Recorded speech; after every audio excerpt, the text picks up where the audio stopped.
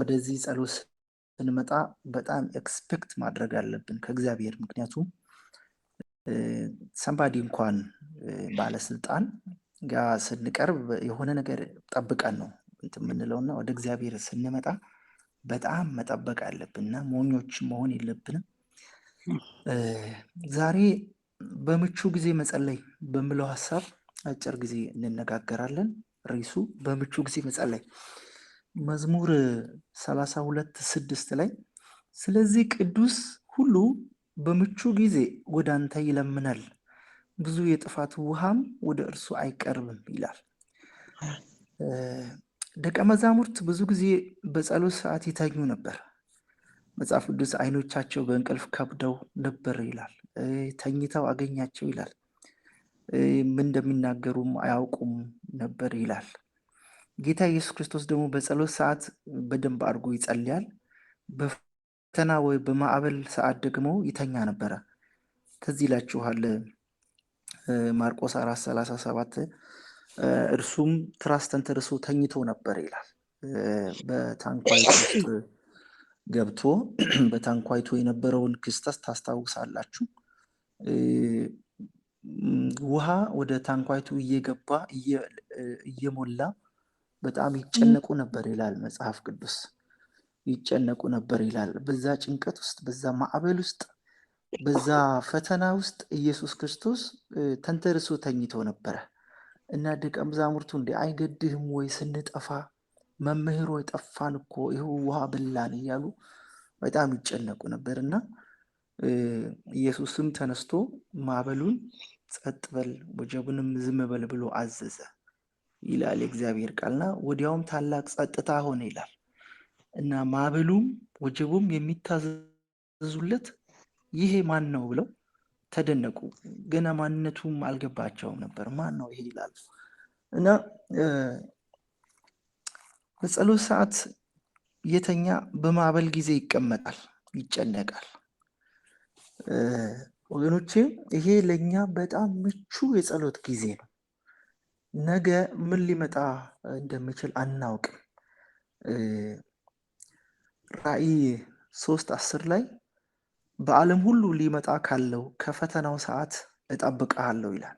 ለፊላደልፊያ ቤተክርስቲያን ሲናገር ነው እና በዓለም ሁሉ ሊመጣ ካለው ከፈተናው ሰዓት እጠብቅሃለሁ።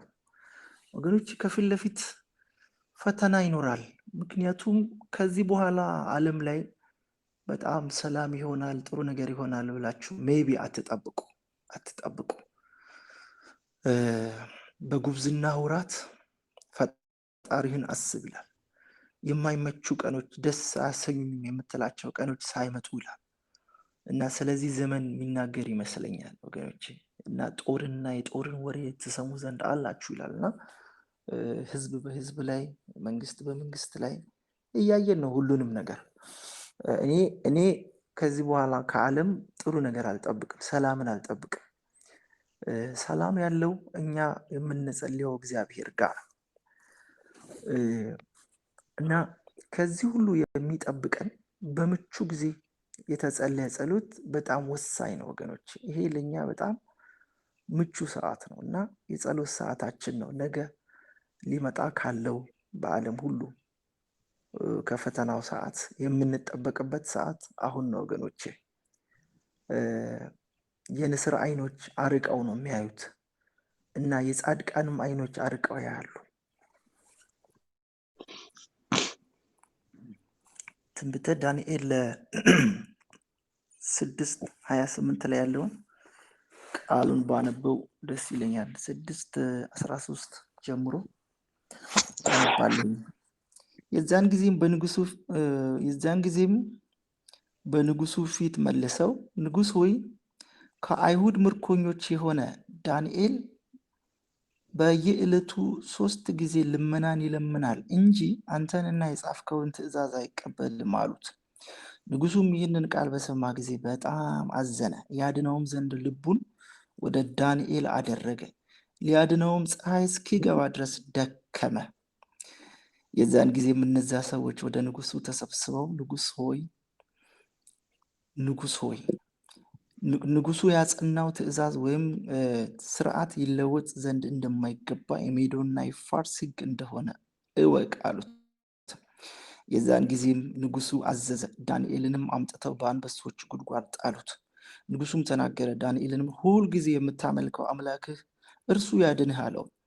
ድንጋይም አምጥተው በጉድጓድ አፍ ላይ ገጠሙበት። ንጉሱም በዳንኤል ላይ የተናገረው እንዳይለወጥ በቀለበቱና በመኳንንቱ ቀለበት አተመው። ንጉሱም ወደ ቤቱ ሄደ፣ ሳይበላም አደረ። መብልም አልሰጡትም፣ እንቅልፍም ከሱ ራቀ። በነጋውም ንጉሱ ማልዶ ፈጥኖ ተነሳ፣ ፈጥኖም ወደ አንበሶቹ ጉድጓድ ሄዱ። ወደ ጉድጓዱም ወደ ዳንኤል በቀረበ ጊዜ በሐዘን ቃል ጠራው። ንጉሱም ተናገረ፣ ዳንኤልንም የሕያው አምላክ ባሪያ ዳንኤል ሆይ ሁልጊዜ የምታመልከው አምላክ ከአንበሶቹ ሊያድንህ ችሏልን? አለው። ዳንኤልም ንጉሥ ሆይ 1000 ዓመት ንገስ፣ በፊቱ ቅንነት ተገኝቶብኛልና በአንተም ፊት ደግሞ ንጉሥ ሆይ አልበደልኩምና አምላኬ መልአኩን ልኮ የአንበሶችን አፍ ዘጋ፣ እነርሱም አልጎዱኝም አለ። የዛን ጊዜም ንጉሱ እጅግ ደስ አለው።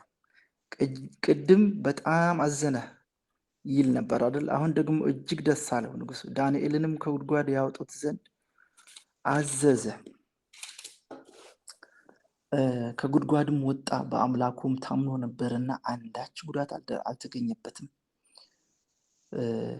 እያለ ይቀጥላል። ከዛ ዳንኤልን የጣሉትን እነዛን ሰዎች አምጥተው እንዲጥሉ ንጉስ አዘዘ። ከዛ ገና መሬት ሳይደርሱ አየር ላይ አንበሶቹ እንደሰባበሯቸው መጽሐፍ ቅዱስ ይናገራል። እዚህ ቦታ ታውቃላችሁ በዳንኤል ላይ ሰበብ ይፈልጉበት ነበርና ዳንኤል የንጉስ አማካሪና የፋይናንስ ሚኒስተር ነበር ወገኖች። በጣም ሰፊ የሆነ ግዛት ላይ ፋይናንስ ሚኒስተር እንግዲህ ከአምላኩ ሕግ በስተቀረ እሱ ላይ ምንም ሌላ ደካማ ጎን አናገኝበትም ብለው ነው በጸሎት ላይ የመጡበት። እዚህ ላይ በጣም የሚገርመኝ ወገኖቼ ፋይናንስ ማለት በጣም ለፈተና የተጋለጠ ቦታ ነበር እና በምን ያህል ጥንቃቄ እንደሰራ ዳንኤል እኔ በጣም ይገርመኛል። እነዚህ ሰዎች በጣም ክፉ ሰዎች ናቸው። ሰበብ ነው የፈለጉበት። በቃ ምንም አላገኙም። ገንዘብ ነክ መጥፎ ነው። በምን ታማኝነት እንደሰራ እንዳገለገለ በጣም ይገርማል። የተጻፈበትንም ሁሉ እነዛ ሰዎች ያረቀቁበትን ሁሉ እያወቀን አንብቦ ነው ያንን ጽሕፈቱን አንብቦ ነው ካነበበ በኋላ ሌላ ጊዜ እንደሚያደርገው መስኮቱን ከፍቶ በቀን 3 ጊዜ ይጸልይ ነበር። ያውቃል፣ የታወጀበትን ያውቃል። የአንበሳ ጉድጓድ ውስጥ 30 ቀን ሙሉ ማንም ሰው ወደ አምላኩም ወደ ሰውም መለመን አይቻልም፣ ንጉሱን ነው ምንለምነው በሚል ሐሳብ በሜዶና በፋርስ የጸና ሐሳብ ነበር እና ያንን ሁሉ እያወቀ በእግዚአብሔር ፊት ተንበረከከ። ታውቃላችሁ ችግር ያመጣበት ጸሎት ነው። ከችግርም የወጣው በጸሎት እና ከንጉሱ እንቅልፍ ራቀ ይላል። ታውቃላችሁ ንጉሱ በቤተ መቅደስ በጣም በተመቻቸ አልጋ ላይ ማነው በቤተ መንግስት ሆኖ እንቅልፍ አጣ። እሱ ግን በአንበሶቹ ጉድጓድ ውስጥ ሆኖ ሳይተኛ አደረ አይልም መጽሐፍ ቅዱስ። አንበሶቹ አልበሉኝም የሚል ቃል ነው የተጻፈ። ምናልባት ተኝቶ እንዳደረ አስባለሁ። ንጉሱ እዛ በተመቻቸ ቦታ ላይ ሳይተኛ ሳይበላ እየተጨነቀ ያድራል። ታውቃላችሁ የጸለየ ሰው በችግር ጊዜ አይጨነቅም። በምቹ ጊዜ የተኛ በችግር ጊዜ ይቀመጣል ወይ ይጨነቃል፣ እንቅልፍ ከሱ ይርቃል።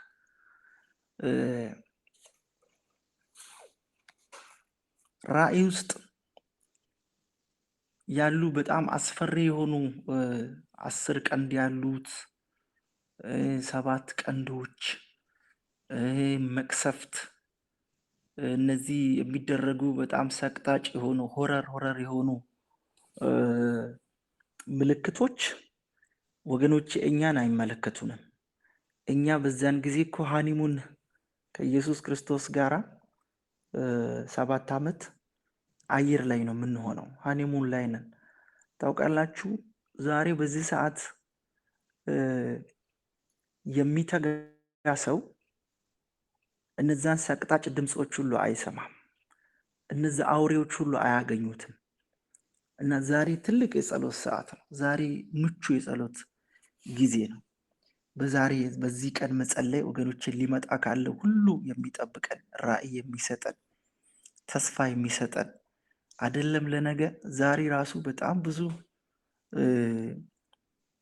ስትረስ ለቆን ቀናችንን ደስ ብሎን የምናድረው የምንውለው እንቅልፋችንን ደስ ብሎን የምንተኛው ስንጸልይ ነው ወገኖች። ከብዙ ነገር ሰይጣን ከሚያመጣብን ጫና፣ ዓለም ከምትልክብን ፈተና የምንድነው ወገኖቼ ስንጸልይ ነው። እኔ በዚህ በጣም የምነቃቃው ስጸልይ ኃይለኛ መነቃቃት ነው ወደ እኔ የሚመጣው። አንዳንድ ጊዜ ሌሊቱን ሙሉ ሳልተኛ ማድርበት ጊዜ አለ። በመንፈስ ስከሩ እንጂ በወይን ጠጅ አይደለም ይላል አይደል የእግዚአብሔር ቃል። ስካር ሰውን ያነቃቃል። በጣም ሌላ ሰው ነው የሚያደርገው። ሰው ሲሰክር ሌላ ሰው ነው የሚሆነው።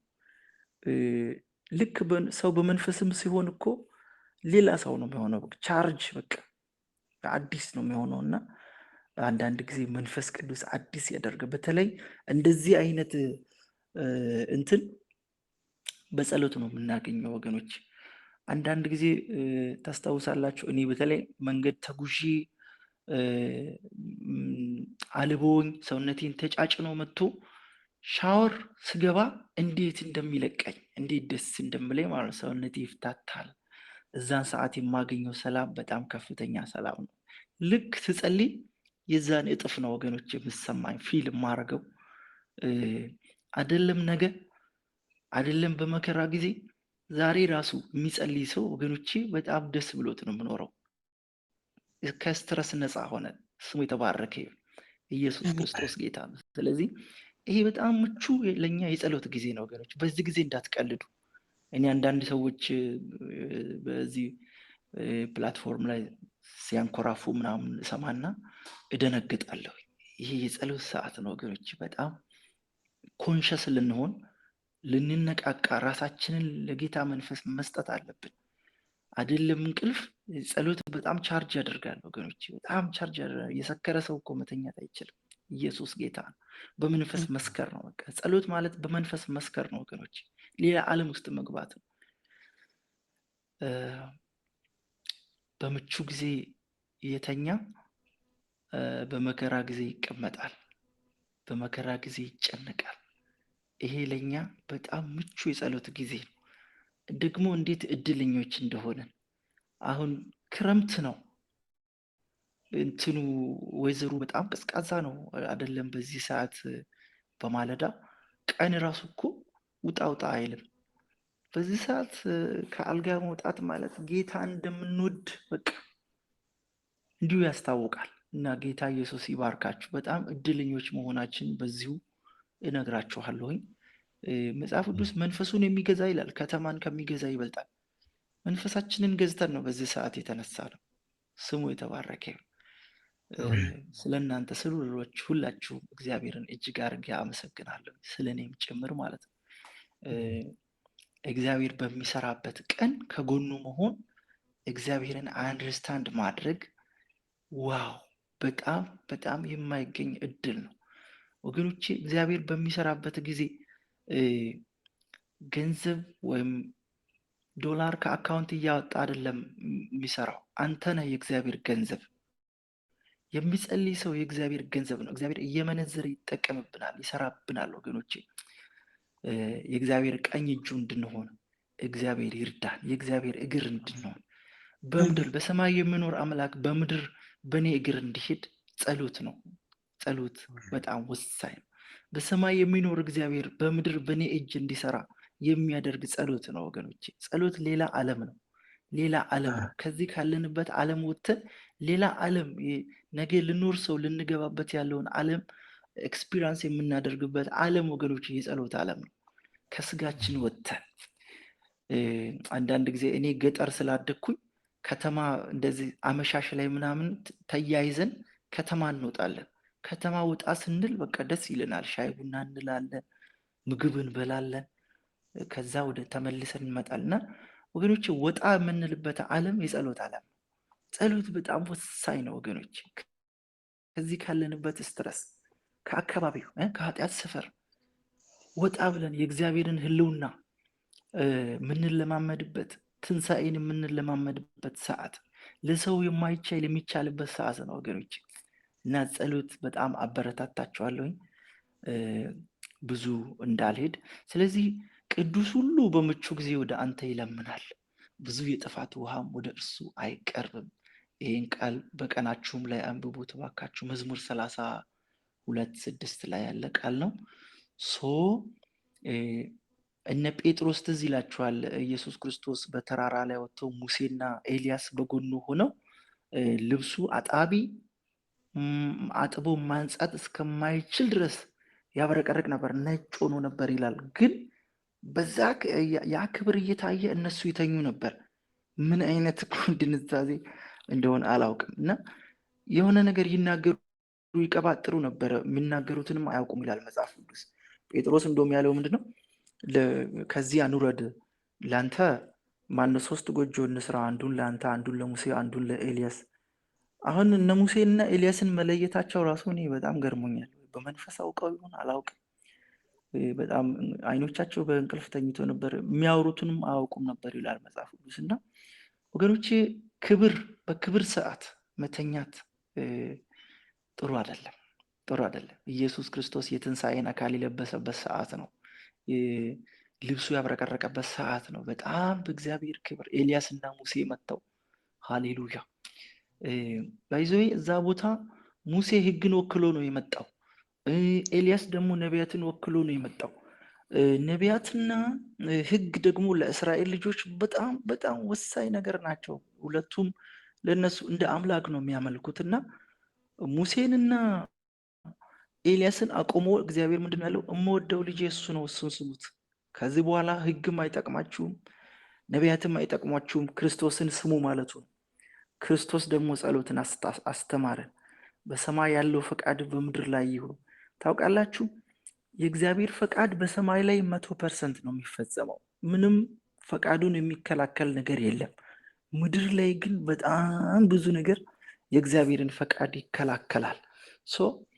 ምድር ላይ እግዚአብሔር እንዲንቀሳቀስ የሚያደርጉ እነማን ናቸው? የሚጸልዩ ሰዎች ናቸው። እግዚአብሔርን ወደ ምድር የሚጎትቱ፣ ክብሩን ወደ ምድር የሚጎትቱ፣ የእግዚአብሔርን እግሮች ወደ ምድር የሚጎትቱ የሚጸልዩ ሰዎች ናቸው። የእግዚአብሔርን ፊት ወደ ምድር እንዲያይ የሚያደርጉ የሚጸልዩ ሰዎች ናቸው።